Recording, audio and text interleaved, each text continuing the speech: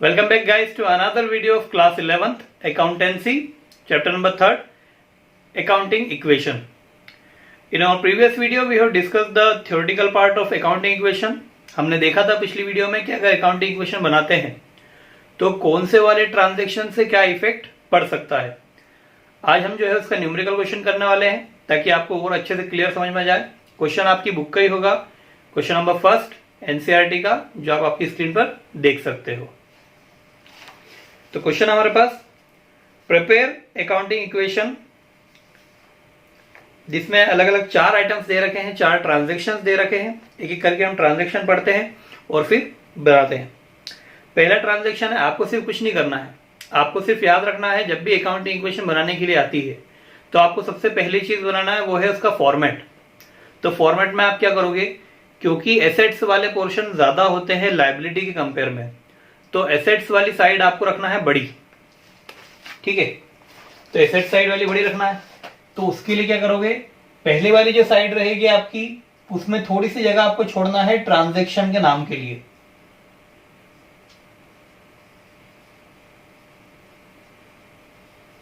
क्या ट्रांजैक्शन अपन करने वाले हैं.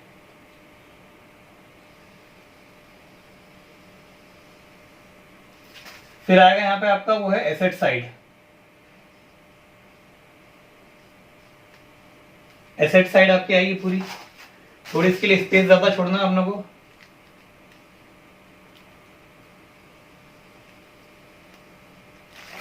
यहां आ जाएगी आपकी लायबिलिटी साइड. तो यहां पर लिखेंगे एक तो कैपिटल और plus liability.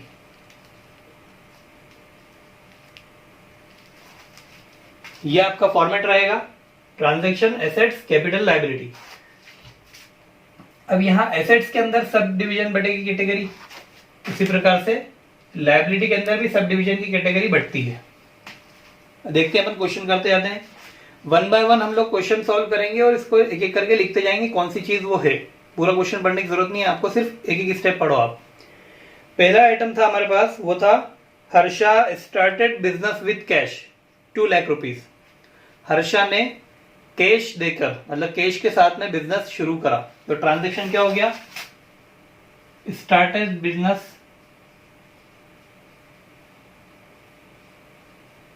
With cash. Started business with cash, और कैश क्या होता है, एसेट्स होता है. तो एसेट्स वाली साइड में एक नई चीज आएगी जो होगी कैश. ठीक है, कितने रुपए की है वो, 2 लाख रुपए. तो यहाँ कैश के नीचे लिखा जाएगा 2 लाख रुपीज.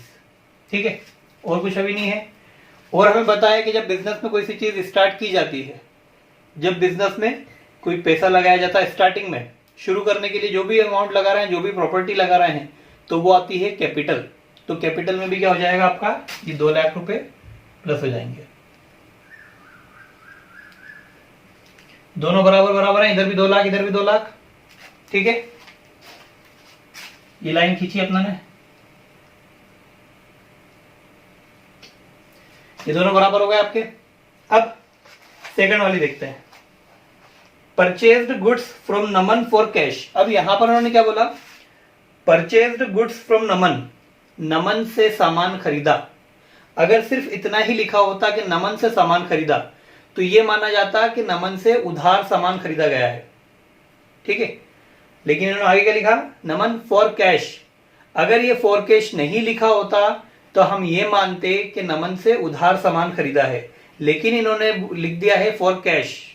तो फॉर कैश का मतलब नगद खरीदा है. ठीक है, कितने में खरीदा, 40,000 रुपए में खरीदा नमन से सामान. तो यहां लिख देंगे अपन, दूसरे जो बनेगी अपने पास वो आएगी परचेज गुड्स.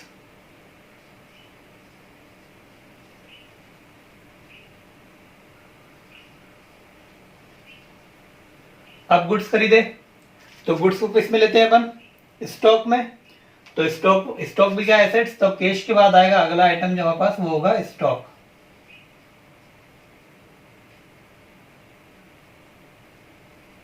अब यहां पर परचेज गुड्स इधर है ना, प्लस. अब नगद में खरीदे, कितने के खरीदे, 40,000 के. तो स्टॉक में तो 40,000 रुपए प्लस हो जाएंगे. लेकिन नगद खरीदे मतलब कैश से पैसा गया, तो कैश से 40,000 रुपए माइनस हो जाएंगे आपके। ध्यान रखना, जब माइनस वाली चीज जो रहती है, जो भी हम माइनस करते हैं, उसको हम लोग ब्रैकेट में लिखते हैं। तो ये 40,000 माइनस ये 40,000 प्लस, कैंसिल हो गया मतलब जीरो, मतलब कोई आंसर नहीं। अब यहां पर आएगा इधर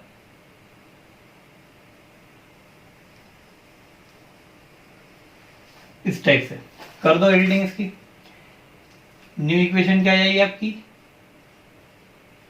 न्यू इक्वेशन 2 लाख में से 40,000 गए, 1,60,000 प्लस ये 40,000 इज इट इज आ गए, और इधर ये 2 लाख इज इट इज आ गए। फिर चेक करते हैं, 1,60,000 40,000 2 लाख, और इधर भी 2 लाख, बराबर बराबर आ रहा है। फिर नेक्स्ट तीसरा वाला है, sold goods to Bhanu costing 10,000 at 12,000। 10,000 का सामान था जो भानु को बेचा 12,000 रुपए में। अब यहां पे भी सब देखना आप, सोल्ड गुड्स टू भानु, सिर्फ नाम दिया है कि भानु को बेचा, लिखा हुआ नहीं है कि कैश है या क्रेडिट है। क्योंकि नाम लिखा हुआ है तो ये माना जाएगा कि ये उधार दिया गया है।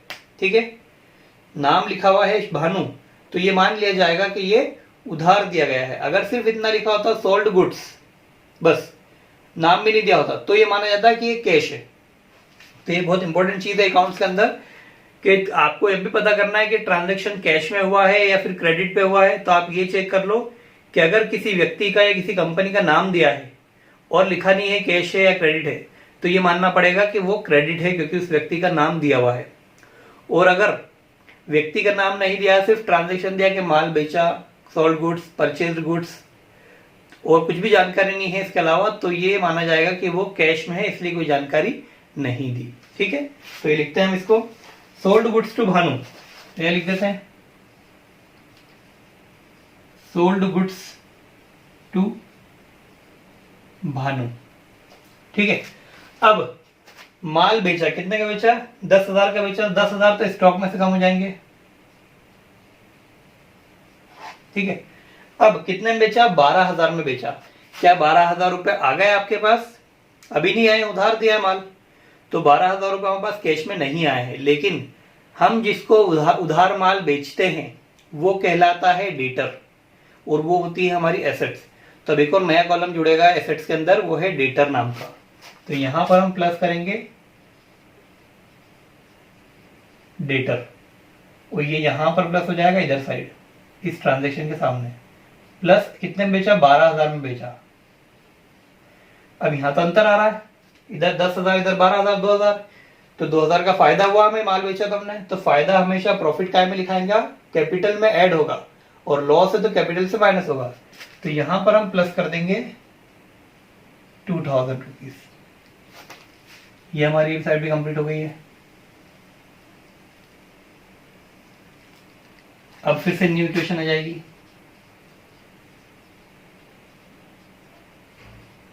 ये इट इज जाएगी 1,60,000, 40,000 में 10,000 गया तो 30,000,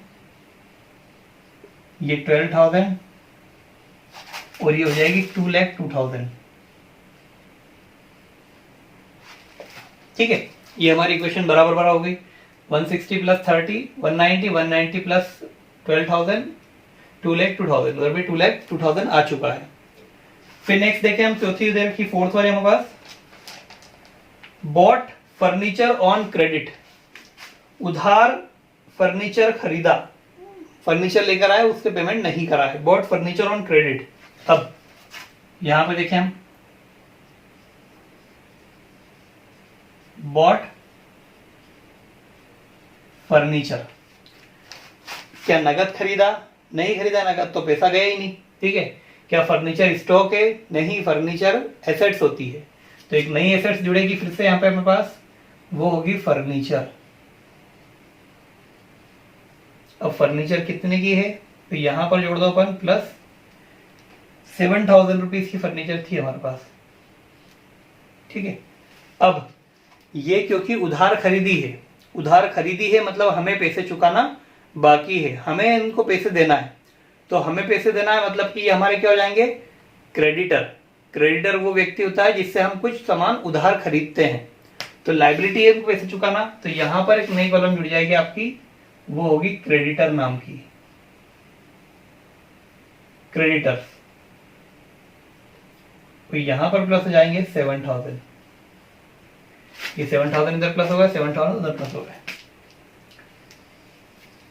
ये हो गई हमारी अकाउंटिंग इक्वेशन।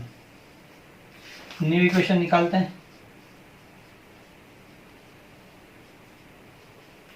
तो 1,60,000, 30,000, 12,000 और ये 7,000, और इधर आ जाएंगी 2,02,000 प्लस 7,000। ये चार ही हमें दे रखे थे और चारों हमने सॉल्व करे हैं। अगर हम अकॉर्डिंग इक्वेशन चेक करें तो इक्वेशन हमारी दोनों तरफ इक्वल आ चुकी है। तो ये सबसे इजी क्वेश्चन था, सबसे नंबर फर्स्ट वाला क्वेश्चन था बुक का, आपकी इजी क्वेश्चन था, इसीलिए हमने स्टार्ट करा ताकि आप लोगों को लगे कि हाँ ये इजी है, ज्यादा टफ इसमें नहीं है। मतलब समझाना क्या है आपको कि एसेट्स में जो जो चीजें आती जाती नई नई, उनको आपको ऐसे करते करते जोड़ते जाना है, क्योंकि एसेट साइज सबसे ज्यादा बड़ी होती है, बहुत सारी चीज आती है, इसलिए इसका कॉलम थोड़ा बड़ा आएगा और ये वाला कॉलम थोड़ा छोटा आएगा, क्योंकि हम लोग क्या है कैपिटल लायबिलिटी, कैपिटल में कुछ नहीं आया, कैपिटल में कुछ जोड़ते ही नहीं है, लायबिलिटी में 2-3 आती है, ठीक है ना, क्रेडिटर आ जाएगा, आउटस्टैंडिंग आ जाएगा, कुछ एडवांस इनकम मिली है तो वो आ जाएगा। ये 3 आइटम आते हैं, ज्यादा नहीं आते बस, लेकिन इसमें बहुत सारे आते हैं। तो ये हमारी अकाउंटिंग इक्वेशन का क्वेश्चन नंबर फर्स्ट था। नेक्स्ट हम अगली वीडियो में देखेंगे। नेक्स्ट क्वेश्चन जो है हम अगली वीडियो में देखते हैं हमारा, और न्यूमेरिकल करने की कोशिश करते हैं ताकि आपको अकाउंटिंग इक्वेशन का कॉन्सेप्ट क्लियर हो जाए। ये अगर आपको अच्छे से आ गया तो आपको एसेट्स और लायबिलिटीज को पहचानना बहुत इजीली आ जाएगा, फिर आप आगे क्वेश्चन भी बहुत आसानी से कर लोगे। So that's all for today, thank you, have a nice day.